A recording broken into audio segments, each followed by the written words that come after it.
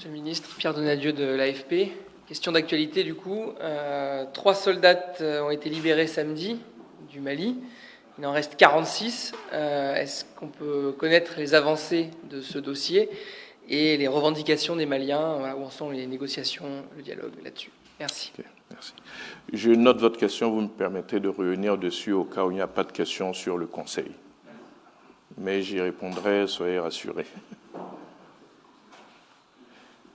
Sur le Conseil, il n'y a pas de bande d'éclaircissement. OK.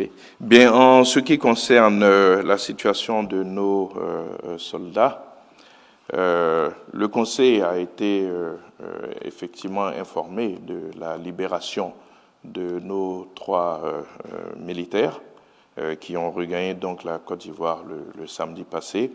Et nous nous sommes bien évidemment réjouis donc de ce dénouement qui annonce de bons auspices. Les négociations, vous le savez, se poursuivent donc sous la houlette donc du pays frère du Togo. Le président Faure étant très impliqué donc dans ces discussions.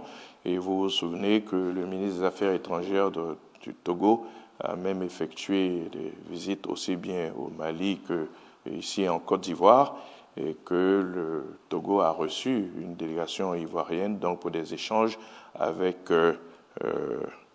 les autorités maliennes. Donc ce que nous pouvons vous assurer, c'est que les discussions se poursuivent. Nous restons optimistes.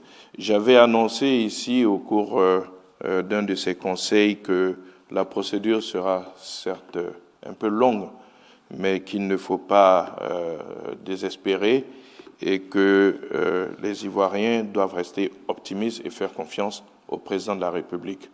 En effet, quand vous voyez toute l'énergie que la Côte d'Ivoire a déployée pour faire entrer donc ses ressortissants qui étaient en exil, vous imaginez bien toute l'énergie qui peut être déployée pour faire entrer des fils et filles que le pays a lui-même envoyés en mission.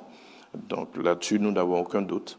Le chef de l'État a choisi la voie de la négociation, l'arme des forts, comme le disait le président de la République, le premier président Félix Houphouët-Boigny.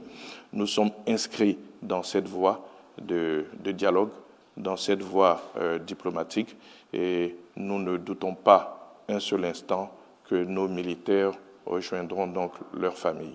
C'est la certitude que je puis vous donner, et je pense que la libération donc de ces 3 premiers militaires est un bon signe que les choses vont dans le bon sens.